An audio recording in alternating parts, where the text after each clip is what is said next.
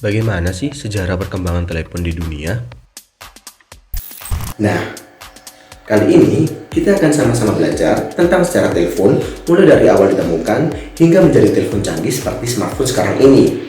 Dengan nonton video ini, diharapkan kita semua dapat paham tentang sejarah telepon, perkembangan telepon dari masa ke masa, serta nama-nama penemu hingga pengembang telepon dari masa ke masa. Yuk simak videonya. Tahu gak sih kalian kalau sebelum ditemukannya telepon, Antonio Meucci udah lebih dulu nemuin cikal bakalnya telepon loh di tahun 1871. Alat ini dinamakan Sound of Telegraph. Penemuan Antonio Meucci ini memungkinkan dua orang saling terhubung melalui suara dalam jarak yang jauh loh. Namun, pada tahun 1875, perusahaan telekomunikasi The Bell yang didirikan oleh Alexander Graham Bell mendapatkan hak paten atas penemuan Antonio Meucci tersebut. Perusahaan The Bell terus bekerja untuk mengembangkan teknologi komunikasi tersebut. Hingga pada tahun 1876, perusahaan The Bell mematenkan sistem yang dapat memberikan metode untuk mentransmisikan suara secara telegraf. Sistem ini mereka sebut dengan Improvement in Telegraphy. Nah, pada tahun 1877 nih, The Charles William Shop di bawah pantauan Alexander Graham Bell berhasil memproduksi 300 telepon elektromagnetik yang siap digunakan. Di tahun berikutnya, tepatnya di tahun 1878, Bell berhasil memproduksi lebih dari 30 kali lipat dari produksinya di tahun sebelumnya. Sekitar 10.000 telepon elektromagnetik berhasil ia produksi di tahun 1878 ini. Wow, cukup banyak ya kawan. 2 tahun setelahnya, yaitu di tahun 1880, dilakukan pembaruan sirkuit pada telepon sirkuit yang awalnya menggunakan one wire diganti menjadi two wire. Two wire ini merupakan sirkuit metalik yang bisa mengurangi gangguan pada telepon loh. Nah, baru pada tahun 1891, telepon mengalami kemajuan berupa munculnya penggunaan pertama nomor dial. Nomor dial ini bertujuan untuk menghubungkan penelepon kepada operator secara otomatis untuk dihubungkan lagi ke penerima telepon. Hal ini tentu dapat menghemat banyak waktu. Pada tahun 1913, perusahaan AT&T mempraktekkan sistem amplifier elektrik untuk pertama kalinya. Sistem yang digunakan perusahaan ini memungkinkan telepon bisa saling terhubung hingga antar benua loh. Sistem amplifier elektrik berkembang 2 tahun setelahnya. Pada tahun 1915, telepon dengan sistem wireless mulai muncul. Nah, sistem ini memudahkan pengguna telepon untuk saling berhubungan antar negara. Pada tahun 1940, telepon mobile pertama kali digunakan secara komersial sebagai alat bantu perang untuk berkomunikasi, membidik tembakan, dan meningkatkan kualitas radar. Nah, selesai perang, barulah ratusan telepon dipasang dengan menggunakan sistem ini. Microwave radio dipasang untuk hubungan jarak jauh.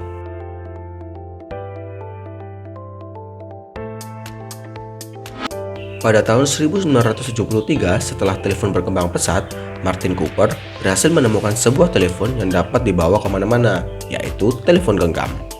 Meskipun ditemukan pada tahun 1973, namun sebenarnya cikal bakal telepon genggam sudah ada sejak tahun 1938 yang mereka sebut dengan handy-talkie.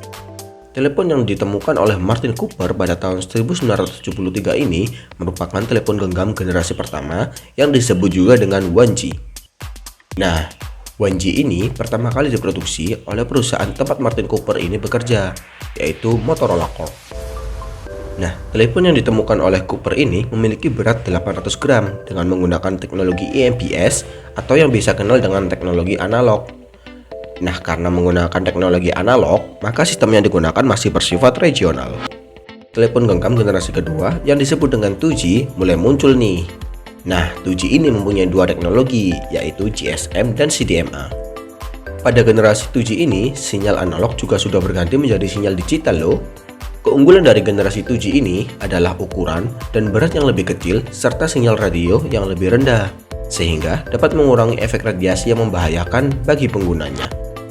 Memasuki abad 20, telepon genggam generasi ketiga yang biasa disebut dengan 3G mulai muncul nih. Tentunya, generasi ketiga ini lebih komplit dengan jangkauan yang lebih luas serta internet yang sudah berteknologi tinggi yang memungkinkan pengguna untuk melakukan video call. Nah, yang terbaru dari perkembangan teknologi telekomunikasi saat ini adalah telepon genggam generasi keempat atau sering disebut 4G.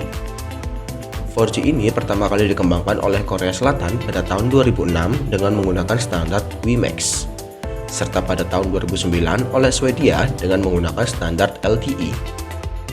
4G ini dapat memberikan pelayanan pengiriman data cepat bagi penggunanya untuk mengakomodasi berbagai aplikasi multimedia seperti video conferencing, online game, dan lain-lain. Nah, itu tadi sejarah perkembangan telepon di dunia, kawan. Cukup panjang ya ternyata sejarahnya. Nah, kalau kalian ada pertanyaan seputar sejarah telepon di dunia tadi, kalian bisa langsung tanyain aja di sini. Aku tunggu pertanyaan kalian ya, kawan. Nah, pertanyaan pertama udah masuk nih. Aku bacain pertanyaan pertamanya ya.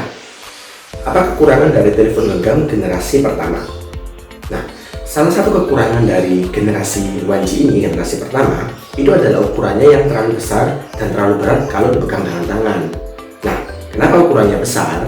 Itu dikarenakan performa dan keperluan tenaga yang diperlukan untuk menjalankan teknologi pertama ini atau 1G ini itu juga besar. Makanya dia juga butuh baterai yang cukup besar juga. Maka dari itu ukurannya pun juga besar.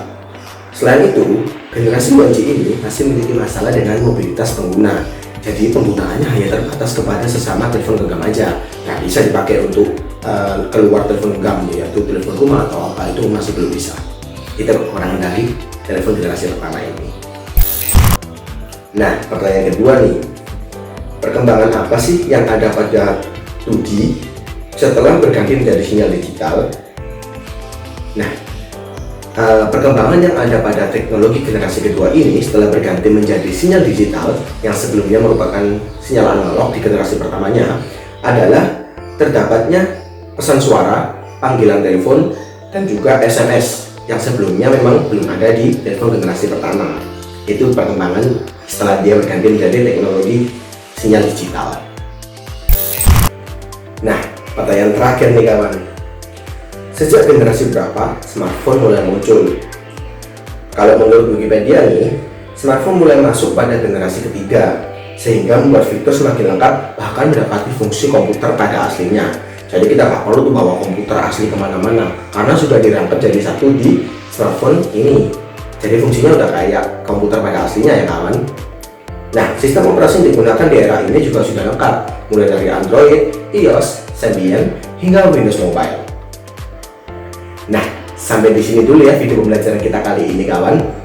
Semoga bermanfaat untuk kita semua. Sekian, terima kasih dan sampai jumpa.